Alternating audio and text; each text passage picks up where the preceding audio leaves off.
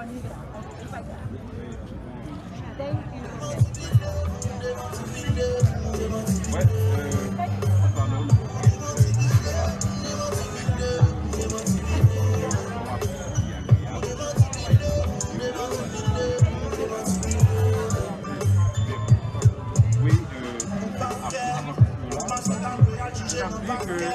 est capable plus d'hypocrisie parce que nous avons un moment que citoyen français et tout ça, il y a utilisé et publié même que il en Haïti. Donc, comment capable Hello. Don't be quiet, y'all. I see y'all. Say, how y'all doing today? I want to thank everybody for coming out. My name is Dre. We're Alliance for Black Lives. Also, Dr. Therese is one of the co-founders. And our other person is not here, the president.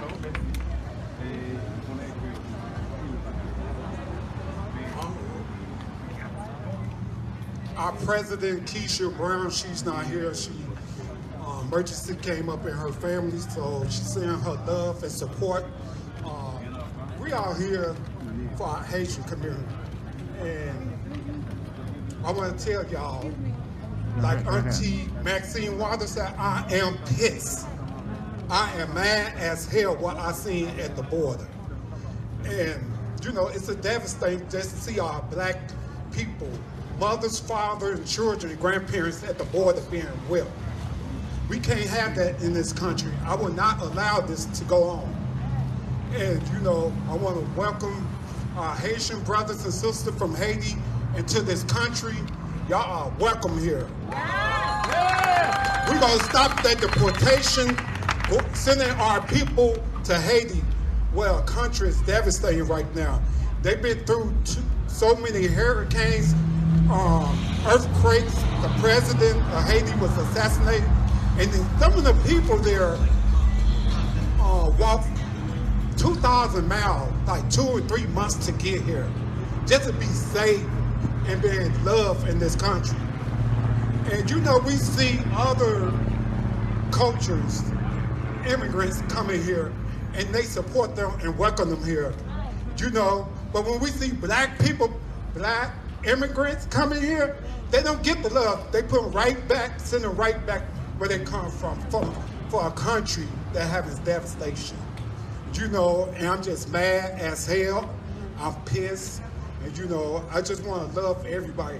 You know, black, brown, people, white. We got to come together as one. No division in this country.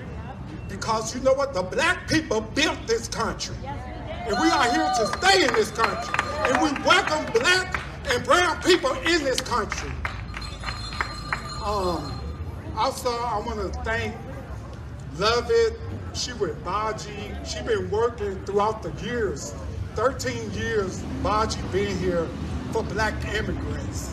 And she, you know, she been out there in the streets to get laws passed. And that's Love It right there with the black t-shirt. And we have so many organizations been out in this country for years fighting for justice, freedom, and equality. And that's what Biden said, he for equality. But when he's sending black people, black immigrants, and Haitians out this country, where are you, Biden? You promised us that you'll support the Haitian community. We don't see that, but we will know when we vote the next time. Because we put you as our president to love everybody, support everybody. Not just white people. And I'm just mad, y'all. Y'all forgive me, my curse word, but I love Haitian people. You are my brothers and sisters, and I'm gonna love you guys forever and support you guys. Viva la Haiti! I thank you, and I want to hand this over to Sherrill. He's been out there fighting also for our Haitian brothers and sisters. Sherrill is from the Georgia Haitian American Chamber of Commerce, and I want to invite him. He's going to be the host to tell you more good details what's going on. Thank you. Hello there.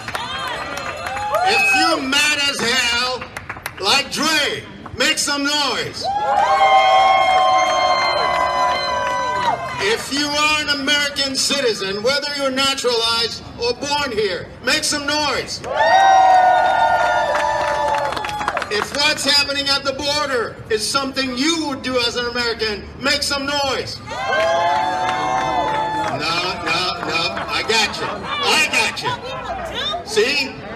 As an American citizen, I stand for what America was built upon. A constitution that says everyone is welcome, everyone is equal, everyone matters. Now, as an American citizen who was born from Haiti, I'm speaking as both. I get to represent the ideals of this country. If you're here to represent the ideals of this country, make some noise. And if you're here to hold this country accountable for being responsible for standing for those ideals, make some noise. And these ideals are not mine, they're ours. These ideals are not just for the Haitian people, they're for everybody. These ideals are not just mine to speak. We have friends of Haiti here, we have Haitian people here who are prepared to take you down a little road that starts with a little history of Haiti and ends with a call to action that is your call to action. So as they speak, I ask you to imagine that you are standing in their shoes. If you're ready to share their sorrow, their anger, their hope, their dreams, please make some noise. In our community, we have a voice that represents us, and that voice is going to come up to sing the Haitian national anthem. Yes. Her name is Gabrielle Antoine.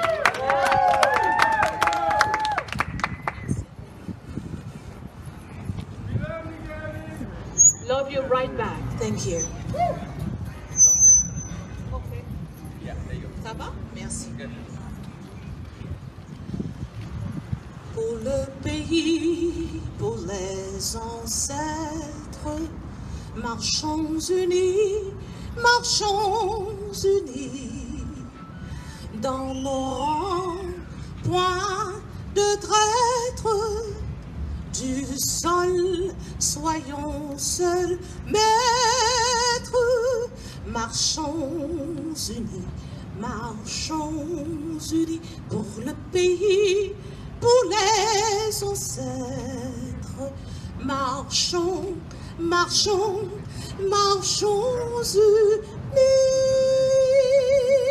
pour le pays, pour les ancêtres, pour le drapeau, pour la patrie. Mourir est beau, mourir est beau. Notre passé nous crie, ayez la main guérie.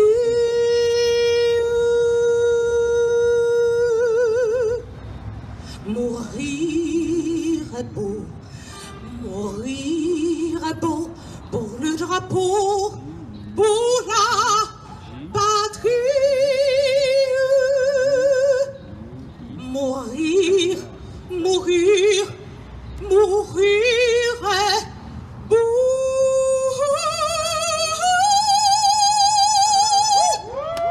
Pour le drapeau, pour la patrie.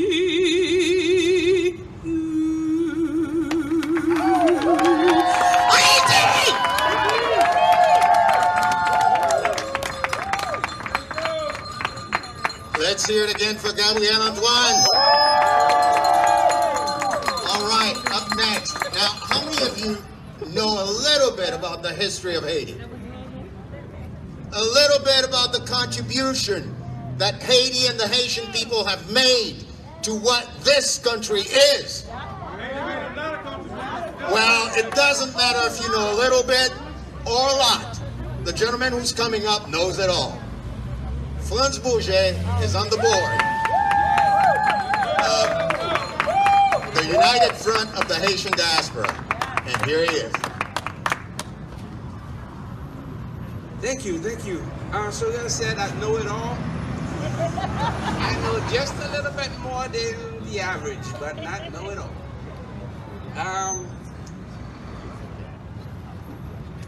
For more than 200 years, the United States and Haiti had this love and hate relationship, which started in 1779 with the siege of Savannah, when more than 500 plus volunteers from Saint-Domingue, currently Haiti, fought with the U.S. against the British.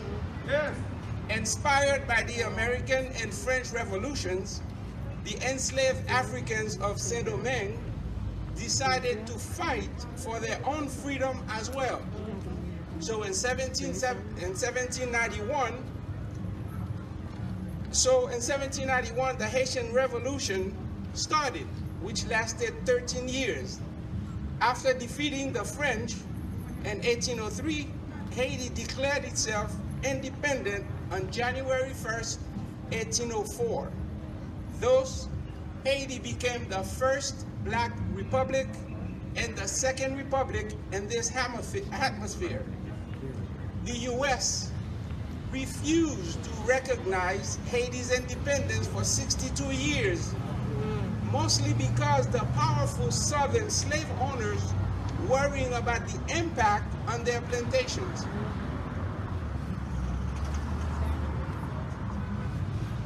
Thank you. Who loves, who hates? The independence of Haiti expedited the Louisiana Purchase, which doubled the size of the United States overnight. In 1812, when the British tried once again to regain control of the U.S., Haiti was on the side of the U.S. During World War II, imagine Haiti, a small country, declaring war to Germany so it can show support for the United States. And let's not forget, the city of Chicago was founded by a Haitian, Jean-Baptiste Point-du-Sable. President Franklin D. Roosevelt shifted the use of the Monroe Doctrine from the big state policy of Teddy Roosevelt to a good neighbor policy. Now, the U.S. have had major impacts on Haiti's economy and politics for the past 200 years. Haiti has been invaded by the United States twice, in 1915, which lasted 19 years, and again in 1994. Now, from what we've been seeing in the news for the past weeks on the border of Texas and Mexico, where thousands of Haitians are seeking a safe environment to ensure a better future for their families from our neighbor from the north, the question to be asked is that a definition of good neighbor policy? Come on, United States, you can do more. You just spent $325 million per day for the past 20 years in Afghanistan, which is thousands of miles away, for your security. And now here we have Haiti, which is what, 500 miles from Florida, okay, coming, walking through 11 countries, walking for days, crossing the Amazon, and you're gonna treat them as what, your neighbor? I think the United States can do more than that. We expect more from these United States. All right? We want you to live up to your word. Be a good neighbor. Thank you. Thank you, Franz. Let us hear it for our resident historian. Come on. Our good neighbor is very well represented by a state senator who's here in the midst. And this gentleman is Sheikh Rahman, and he's here to say a few words and stand in solidarity with the Haitian community. Thank you, brother and sister. My name is Sheikh Rahman. I'm a state senator from District 5.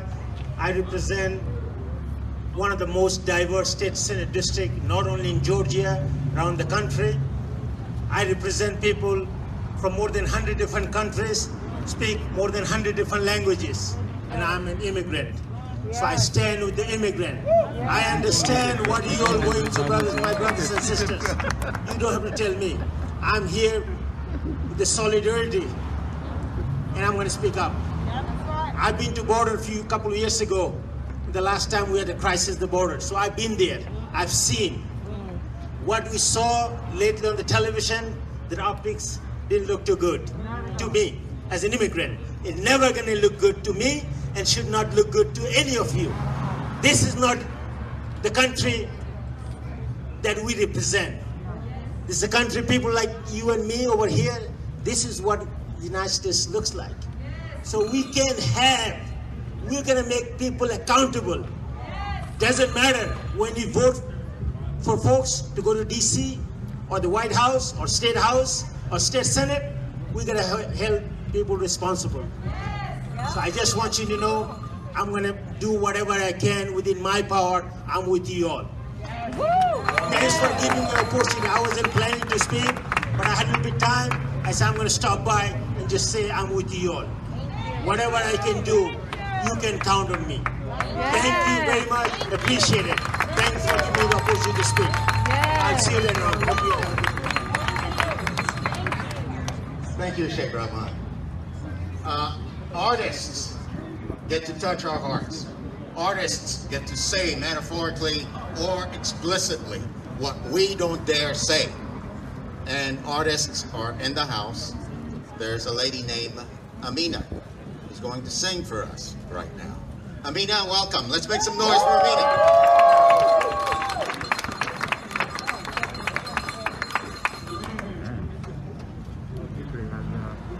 Hello, everyone. Just want to say a few words really quick. So as a Black American in the South, I find that we're connected by far more than just our Blackness. In the land of the free, we're connected by our history of injustice. We're connected by our stories of triumph, as well as our many stories of sorrow. Today, we stand connected by our strength and our solidarity. Southern trees bear a strange fruit, blood on the leaves, and blood at the root. Black body swinging in the southern breeze, strange fruit hanging from the poplar tree, pastoral scenes of the gallant South, them big bulging eyes and their twisted mouths, scent of magnolia, sweet and fresh. Then the sudden smell of burning flesh. Here is a fruit for the crows to pluck, for the rain to gather, for the wind to suck, for the sun to rot, for the tree to drop.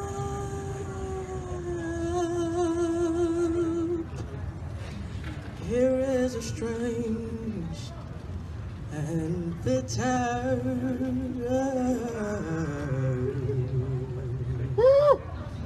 cry.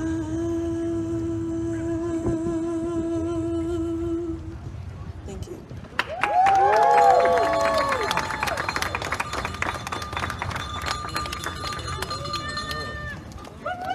for Mina. All right, continuing your voices. Now, people may be coming up here and you're thinking, it's not you speaking. Consider that you are speaking. This is your voice standing up here. So channel everything you can to them. Coming up next is a friend of mine. His name is Wadner Normil. Wadner, you are here. Wadner represents the Haitian, not the Haitian clergy, but Haitian people. We love our churches. If you love your church, make some noise. Wadner represents the Good Samaritan Haitian Alliance Church, and he's here to say a few words to connect with the cause. Thank you, thank you. My heart is hurting today, and no matter where you are around the globe, Asian or any skin color you may be, if you have a humanitarian heart, a spirit of compassion, you should feel the same like me if you watch over social media and the news to see our soldiers have treating Asian in Texas. It is inhuman. Just as the diplomat Daniel Foote, the special envoy for Haiti, described in his resignation letter, indeed inhuman. The mistreatment that the Haitian refugees receive at the Mexico-Texas border, and worse, their deportation back to Haiti, a country devastated by a major earthquake a few weeks ago, 10 years ago, a country devastated by a major earthquake a few weeks ago, a president who was assassinated a few months ago, and now the gangs, violence, kidnapping, and the insecurity make it a terrible place to live right now, with the vulnerable population living in so much fear. Let's first remind ourselves why Asians are living in Haiti today in numbers we've never seen before. No need to go far to get the answer. The country was hit by an earthquake, major earthquake back in 2010. Haiti never recovered from that catastrophic event. Then followed by 10 years of absolute corruption, mismanagement, political persecution, and insecurity that transformed the country into a failed state. Asians are running for their life for the exact same reason Afghans are running for their life. Fear of persecution, insecurity, and collapsed government. The same policies that embrace the Afghans are the same policies that are weaponized today against Haiti. Asians are just looking for a better life, just like migrants from Afghanistan. Why are those Asians treated so harshly? Why are they treated so differently? Why the double standard? All we ask for is a chance to better life. Today, I want to call to Senator John Ossoff. When your office called me last November's election to motivate people to vote, I did it with all my heart. I work as a volunteer, as a good citizen of Georgia, who helped you won the election. Now, the Asian community who help you to get elected needs your help. We vote for you because we know your policies on immigration issues.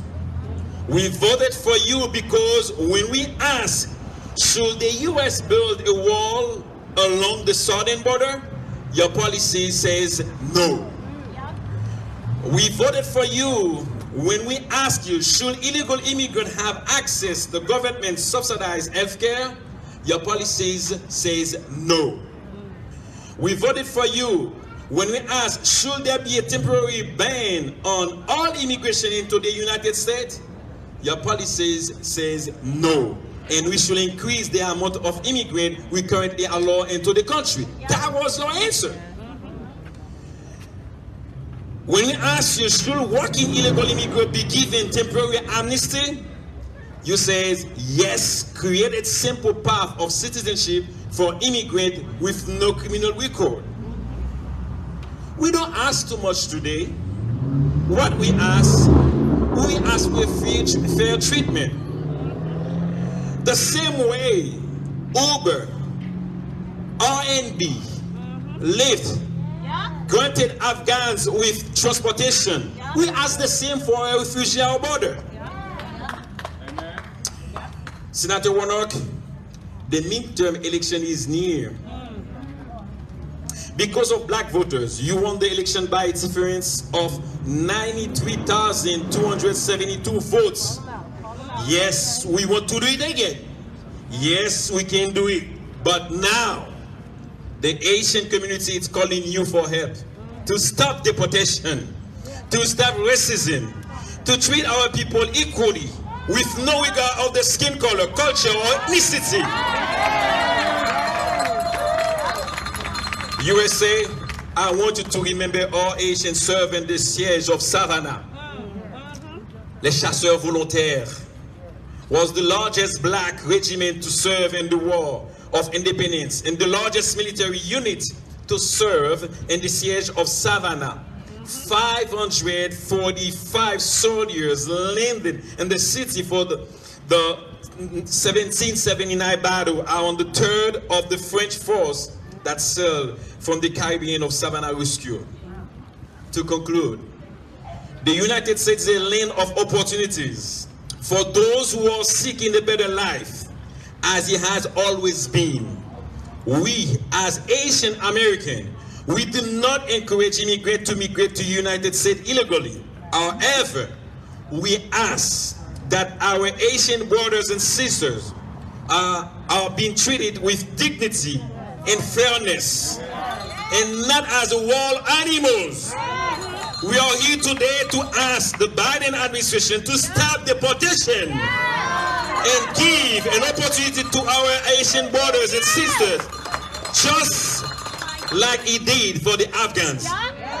We ask that the Asian refugees seek judge, give them the chance to talk and express themselves so they can share why they are fleeing Haiti.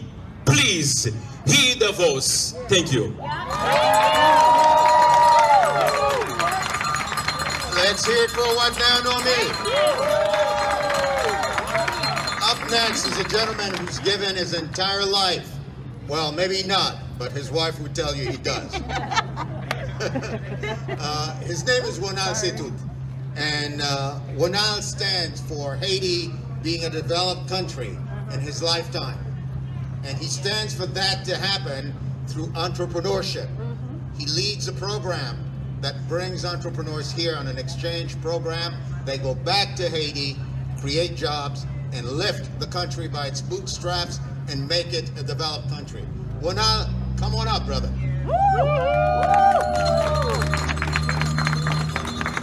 Thank you, Cyril, and thank you everybody for being here.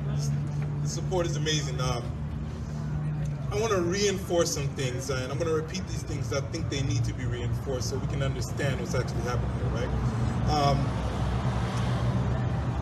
We talk about the Battle of Savannah. That's been mentioned by Franz and Wilner. Some of the Tuskegee Airmen were actually from Haiti, which I know some of you probably didn't know that, right? We have the Louisiana Purchase that's been mentioned before, over 15 states, right?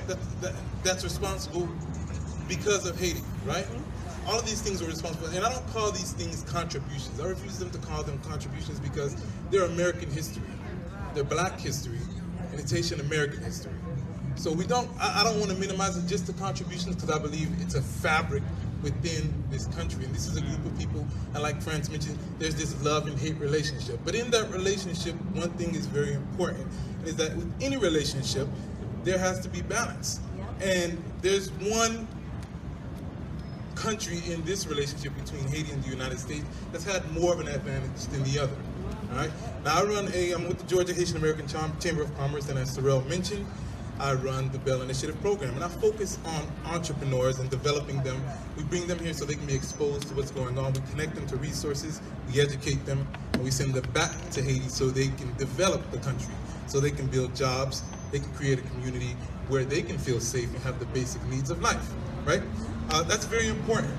But one of the things I want to mention about that is while we're doing that, we understand too that even in the business sector of things, we look at who's benefiting in this import-export relationship.